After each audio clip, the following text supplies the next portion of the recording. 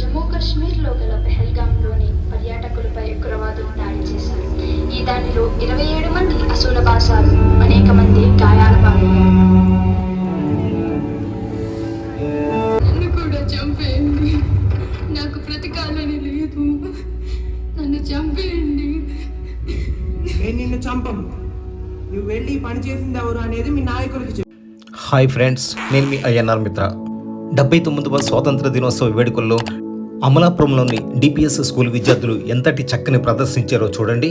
లేని అరుణోదయం జమ్మూ కాశ్మీర్లోని పెహల్గాం, అది ఏప్రిల్ 22, 2025. పాకిస్తాన్ ఉగ్రవాదులు సామాన్య పర్యాటకులపై పాశవికంగా దాడి చేసిన రోజు అది.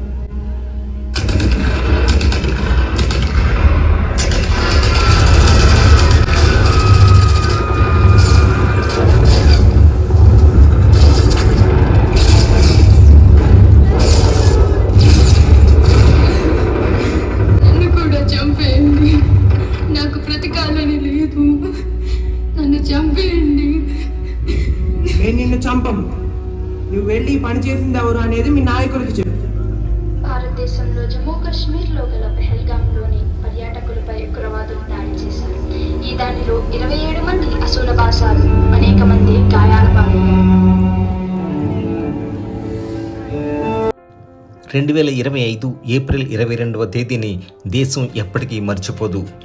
ఎందుకంటే అది అత్యంత క్రూరమైన పాశవికమైన చర్య కాశ్మీర్లో జరిగింది. అక్కడి బాధితులే కాదు, దేశమంతా చలించిపోయింది.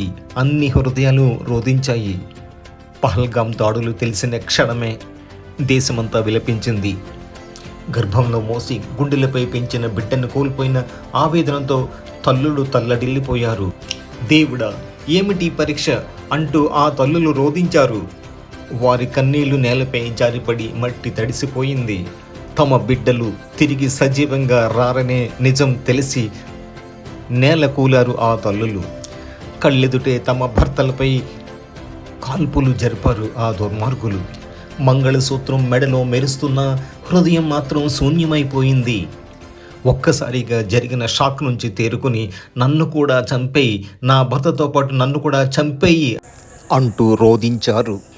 అమ్మ, నాన్న ఎక్కడ అని అమాయకు పిల్లలు అడుగుతుంటే అందరి హృదయాలు ముక్కలు చెక్కలైపోయింది. వారి రోదన దేశానికి పెద్ద గాయమైంది.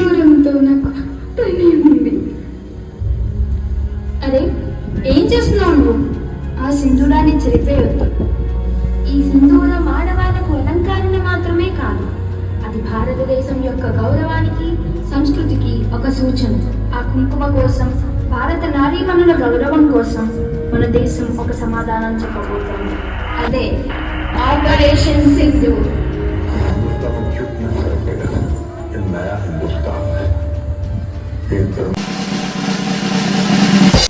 దేశ రక్షణ శాఖ మంత్రి రాజ్నాథ్ సింగ్, ప్రధానమంత్రి నరేంద్ర మోడీ, ఇంకా దేశ రక్షణకు సంబంధించిన ముఖ్యులతోనూ మిలిటరీ చీఫ్ అజిత్ దోవల్ మొదలైన వారంతా మంతనాలు జరిపారు. ప్రధానమంత్రి నరేంద్ర మోడీ అఖిలపక్ష సమావేశాన్ని కూడా ఏర్పాటు చేసి ఉగ్రవాదుల్ని అణచడానికి పథకాన్ని రచించారు.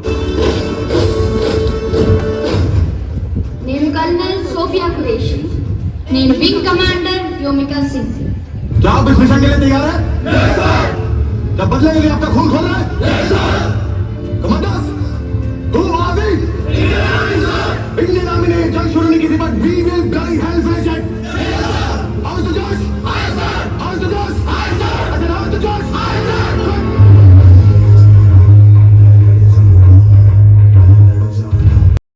ప్రపంచంలో మన ఆర్మీకి 4వ స్థానం ఉంది.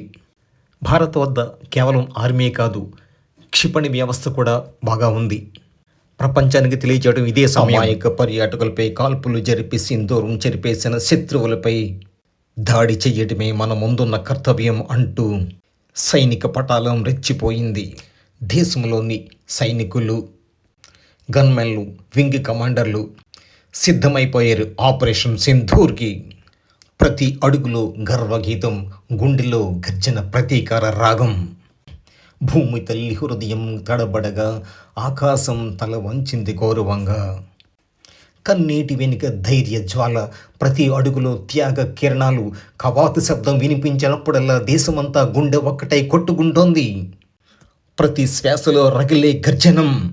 భారతీయ జెండా ఎగురుతూ నృత్యం చేసింది. జై హింద్ అంటూ గర్జించారు.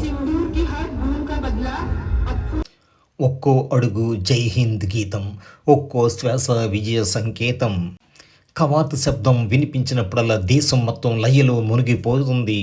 కవాతులోని భావోద్వేగం అనేది కేవలం అడుగుల లయ కాదు, గుండెల తాకిడి, రగిలే గర్వం, రక్తంలో ఉప్పొంగే జ్వాల.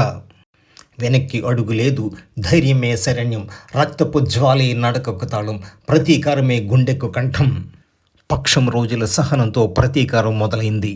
శత్రు దేశంపై భూభాగంపై యుద్ధం చేయలేదు. ఒక పక్క ఆర్మీ వింగ్ పూర్తి సంసిద్ధతగా ఉంది. భూమిపై సైనిక దాడి చేస్తే మన జవాన్లకు ప్రాణాలకు ముప్పు రావచ్చు. ఇలాంటి సమయంలో మిస్సైల్స్ ద్వారా దాడి చేయటమే ఉత్తమం. ఉగ్రవాదుల స్థావరాలను అణచివేయటమే భారత్ యొక్క లక్ష్యం. క్షిపణులను ప్రయోగించడం ద్వారా లక్ష్యాన్ని ఖచ్చితంగా ధ్వంసం చేయవచ్చు. క్షిపణులను మన బ్రహ్మాస్త్రం శ్రీచక్రను యాక్టివేట్ చేసి ఉంచారు.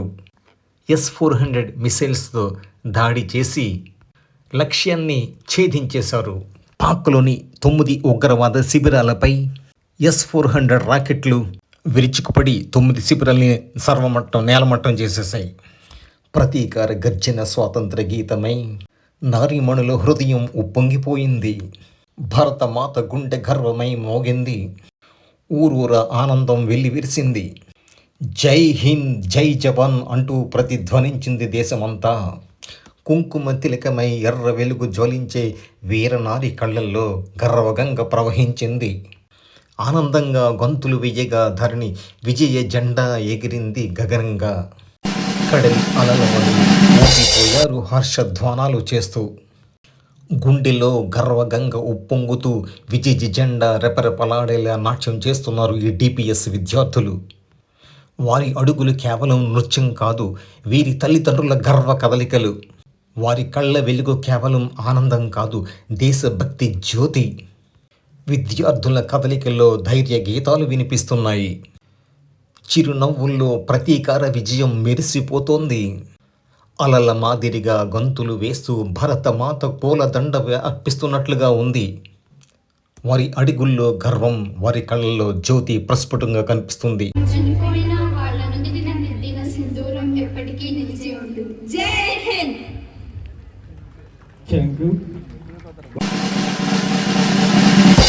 ఈ వీడియోను పూర్తిగా చూసినందుకు ధన్యవాదములు. ఛానల్ను సబ్స్క్రైబ్ చేసుకోండి. ఇలాంటి మంచి వీడియోస్ ఇంకా అందిస్తాను.